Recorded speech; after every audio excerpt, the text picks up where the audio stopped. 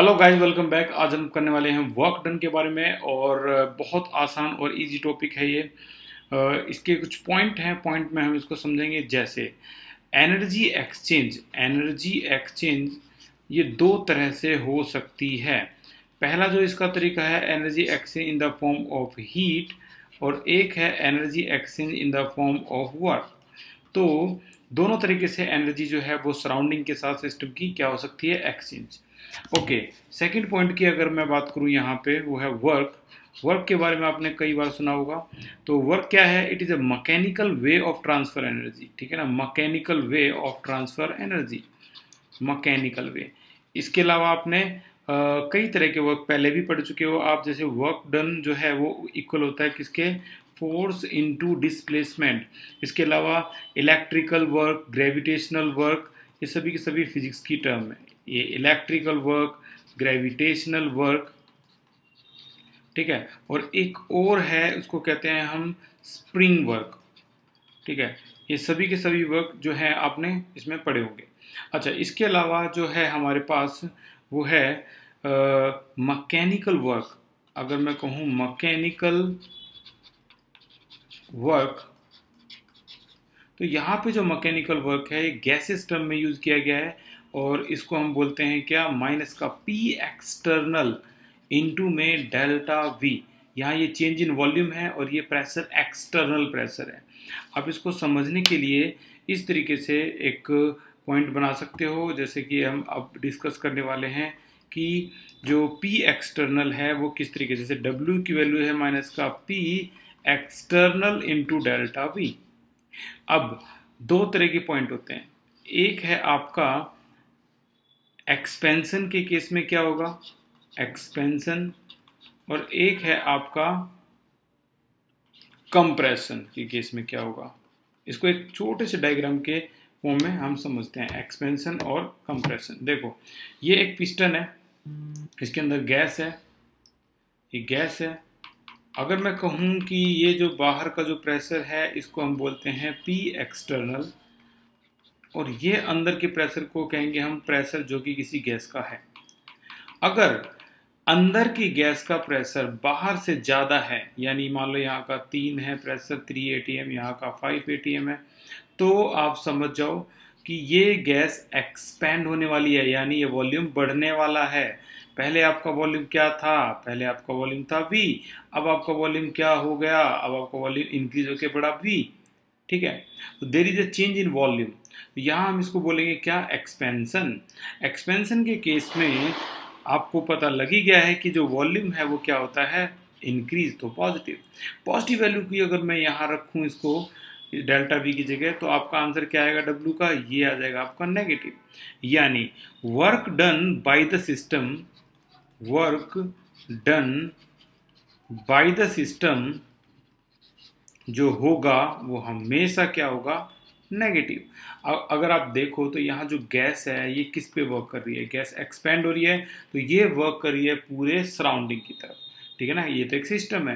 Gas expand होने का मतलब है ये वर्क कर रही है सराउंडिंग में, तो इसे कहेंगे work done by the system, जो कि क्या होता है? Negative. Okay, on the other hand अगर इसको मान लो कंप्रेस करते हैं, यानी इस बार मान के चलना कि आपका यहाँ जो एक्सटर्नल प्रेशर है वो ज़्यादा है 5, और इंटरनल है ये 3 है।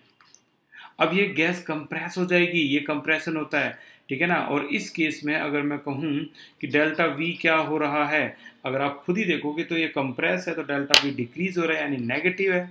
नेगेटिव है तो इस फॉर्मूले में आप पुट करके देखो, जो हमने शुरू में फॉर्मूला लिखा था, नेगेटिव वैल्यू अगर मैं इसकी डाल दूं तो आंसर क्या आ जाएगा W का? This is positive. यानी work done on the system, on the system जो है वो हमेशा क्या होता है आपका? पॉजिटिव। ठीक है, अब बात आती है कि गैस की एनर्जी क्या होती होगी। तो एनर्जी ऑफ गैस, यहाँ अगर आप देखोगे जब आप इसको कंप्रेस करते हो तो गैस बहुत तेजी से जिग-जैग मोशन में टकराती है, उसकी काइनेटिक एनर्जी क्या हो जाती है? इंक्रीज। यानी एनर्जी हो जाती है आपकी इंक्रीज।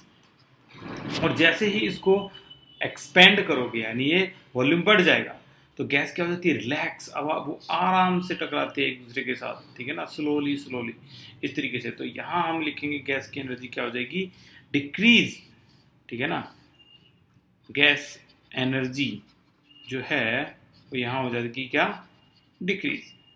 तो एक ये कॉन्सेप्ट था कि किस तरीके से ये वैल्यू होती है। अब बात आती है डेरिवेशन की कि आप इसको कैसे डेराइव करोगे। तो अगला पॉइंट है क्या, W is equal to minus का P एक्सटर्नल इंटू में डेल्टा V को कैसे डेराइव करोगे।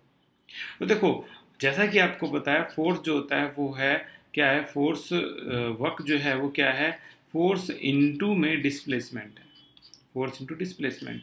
यहाँ भी हम एक छोटे से डायग्राम से इसको बहुत अच्छी तरह समझ पाएंगे। देखो अगर मान लो एक्सपेंशन का केस मैं रीड कर रहा हूँ, यहाँ ये गैस है और ये गैस एक्सपेंड होने वाली है, ये पिस्टन है, ये P एक्सटर्नल है, ठीक है। अब ये गैस एक्सपेंड हो रही है यानी अंदर का जो प्रेशर है गैस का वो ज़्यादा है, ये कम है, तो ये एक्सपेंड होगी। तो हम केस पढ़ रहे हैं एक्सपेंशन का, जहाँ पर यहाँ से यहाँ तक की डिस्टेंस है उसको हम कहेंगे डेल्टा एल, जो चेंज हुई है लेंथ, ठीक है। अच्छा यहाँ जो वॉल्यूम है ये भी इंक्रीज हो गया। तो आपका यहाँ अगर मैं वैल्यू को पुट कर दूँ, फोर्स, देखो प्रेशर क्या होता है, फोर्स अपॉन में एरिया।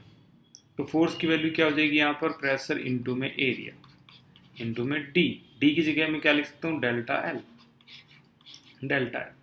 अब एरिया की ऐसे यूनिट होती है जैसे कि आपको पता है मीटर स्क्वायर, लेंथ की होती है मीटर, तो देखो ऐसे क्या होगी, मीटर क्यू, यानी ये बन गया आपका वॉल्यूम।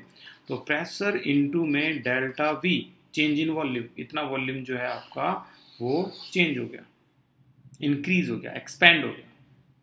अब बात आती है कि नेगेटिव साइन कैसे है।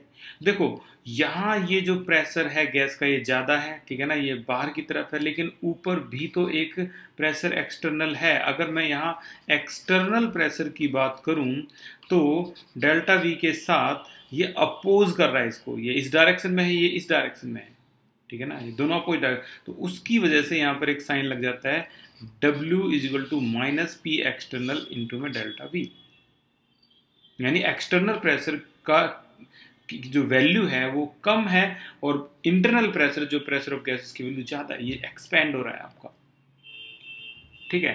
तो इन केस ऑफ एक्सपेंशन ये आपका आ जाएगा ये आंसर। और आगे अगर मैं बात करूँ तो दो पॉइंट निकल के सामने आते हैं।